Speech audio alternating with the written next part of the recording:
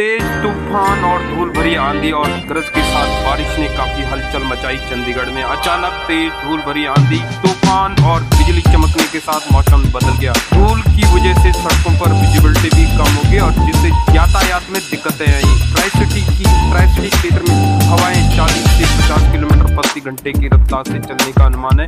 कई इलाकों में पेड़ गिरने और बिजली के खंभों को नुकसान पहुंचाने की भी खबरें सामने आ रही है। मौसम विभाग के अनुसार अगले 2 दिनों तक भी मौसम ऑरेंज अलर्ट जारी रहेगा और निवासियों को सलाह दी जाती है कि वे आंधी और तूफान से बचने के लिए घरों के अंदर रहें और पेड़ और बिजली के खंभों के नीचे शरण न लें। खुले क्षेत्र में जाने से बचें। आज भी आंधी और तूफान की कुछ तस्वीरें आप देख सकते हैं यूके न्यूज़ 24 पर और यूके न्यूज़ 24 पर और देश और दुनिया भर की खबरों के लिए देखते रहिए यूके न्यूज़ 24 TV.com।